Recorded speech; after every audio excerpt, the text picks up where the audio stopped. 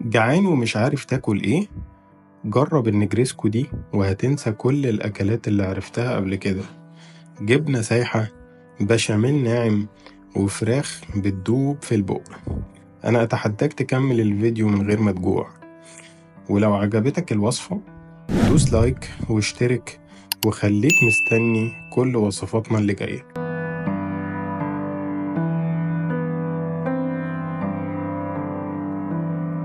أول حاجة هنبدأ بيها هي الفراخ، وعندنا دول صدرين فراخ تقريبا متقطعين. التقطيعة بتاعت النجريسكو بتبقى يعني الفراخ بتتقطع على شكل الشاورما أو بتتقطع حجم مكعبات كبير شوية زيادة علشان يبقى بس باينة في الأكل. أول حاجة هنتبل الفراخ بتاعتنا. عندنا معلقة صغيرة من الفلفل الأسود، ومعلقة صغيرة برضو من البابريكا، وعندنا دول شوية من الروزماري المجفف. ونقلب الفراخ.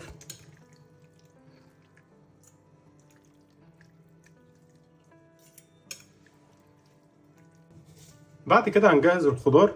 اول حاجه في الخضار بنستخدم بصل. عندنا بصله كبيره هنقطعها عندنا على شكل شرايح كده جوليان. نستخدم بصل احمر او ابيض عادي، يعني الاتنين شغالين في الوصفه دي.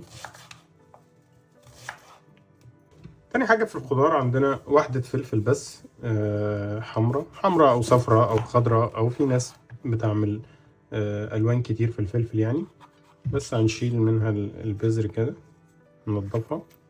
بعد ما نضفناهم بالشكل ده هنبدأ نقطعهم بشكل طولي كده. نقسم الواحدة بس اتنين ونقطع شرايح بشكل طولي بالشكل ده.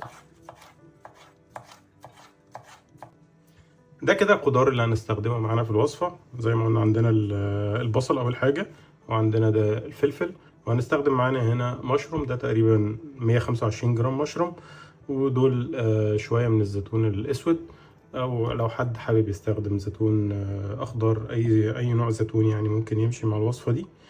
ونبدأ نحضر عندنا الفراخ في طاسة سخنة على النار. هننزل بمعلقتين كبار من الزيت، وهنضيف معاهم مكعبين من الزبدة.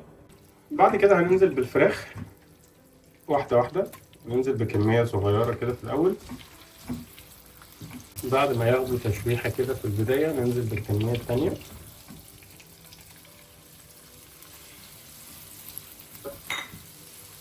بعد ما الفراخ وصلت خلاص للون الجميل ده هنبدأ نطلعها. في نفس الطاسة اللي عملنا فيها الفراخ هننزل برضو بمعلقة صغيرة كده من الزيت. هنضيف بعد كده البصل.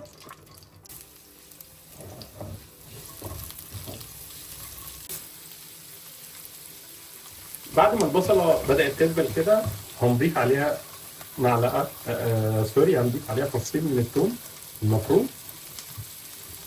ونبدأ نقلب فيهم مع بعض. أول لما ريحة الثوم مع البصلة كده تبدأ تطلع ولونهم يتغير هننزل عليهم بالفلفل ونحرك مع بعض. بعد ما الفلفل بدأ يدبل شوية كده هنضيف عليه المشروم والزيتون.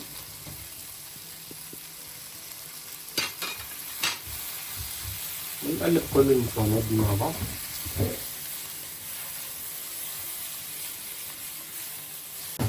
الخضار هنا كله يعني بدأ يستوي معانا ما شاء الله، الألوان جميلة والريحة كمان خطيرة. هنرجع تاني الفراخ.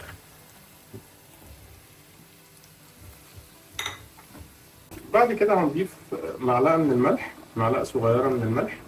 احنا اوريدي كنا ضايفين توابل على الفراخ، بس هنضيف الملح دلوقتي لانه الوصفه هيكون فيها توابل تانية مع البشاميل وكده. بعد ما ضفنا الملح كده سيبناه على النار تقريبا لمده 5 دقايق، وبعد كده هنرفعها من على النار.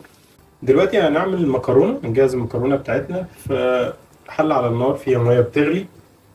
هنضيف فيها معلقه من الزيت، وكمان هنضيف عليها معلقه صغيره من الملح. وعندنا هنا ده نص كيلو من المكرونه الاسباجيتي.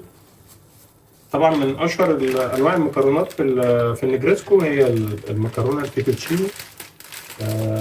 وبعديها الاسباجيتي يعني. وممكن تختاروا اي نوع مكرونات تانية عندكم ممكن تعملوها يعني عادي.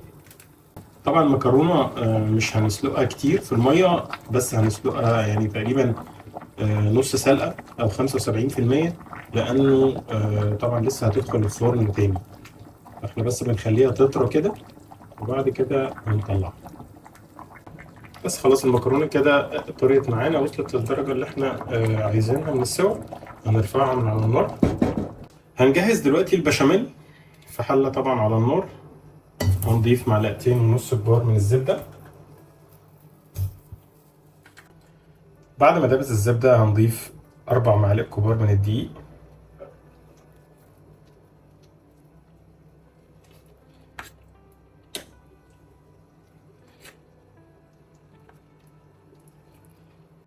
ونحرك الزبده والدقيق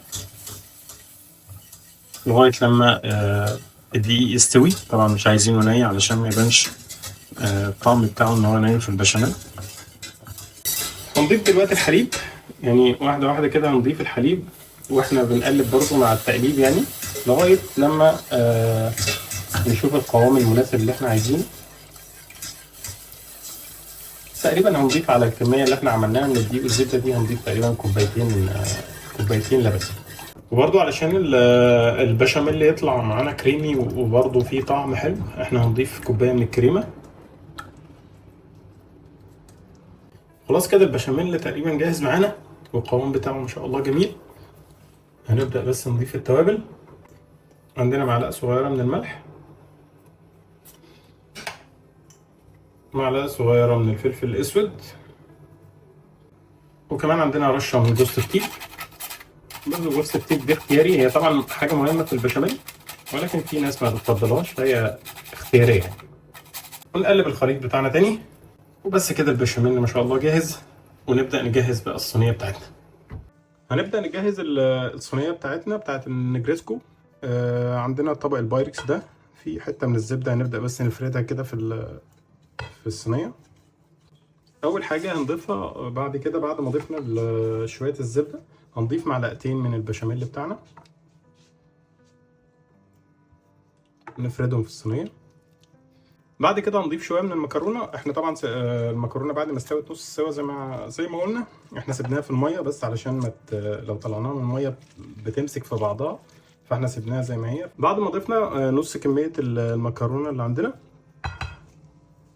هنضيف بعد كده معلقتين تاني من البشاميل، وهنقلب. اول طبقة حطيناها دي كده من المكرونة مع البشاميل، ان هي تاخد من البشاميل اللي حطيناه تحت وفوق. قلبنا كده الجزء اللي تحت بالنسبة للمكرونة مع البشاميل. هنضيف بس عليهم شوية من الفلفل الأسود. بعد كده هنضيف الخليط بتاعنا الفراخ مع الخضار، ونوزعه بقى كويس في الطبق اللي في النص. بعد كده هنضيف الطبقة التانية من الاسباجيتي اللي باقي عندنا،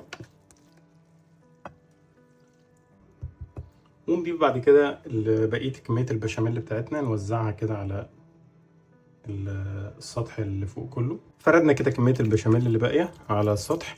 هنبدأ بس نخليها تدخل كده برضو مع المكونات بتاعة الفراخ مع البشاميل مع المكرونة. نحاول ندخل الجزء اللي فوق ده كده مع المكونات من تحت، بحيث ان كله ياخد من البشاميل. بعد ما دخلنا كده كل البشاميل اللي تحت مع الخلطة كلها، هنساوي السطح اللي فوق كويس زي ما قلنا. وبعد كده نضيف معانا الجبنة.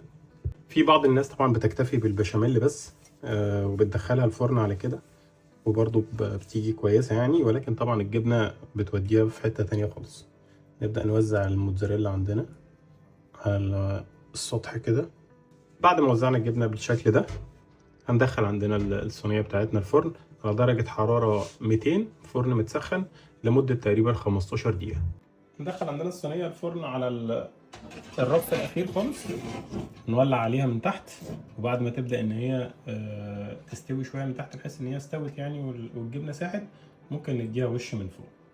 خلاص كده ما شاء الله نجرسكو استوت، ولون والريحة اللي طالعة من الفرن واو. ونغرف الجمال ده بسم الله.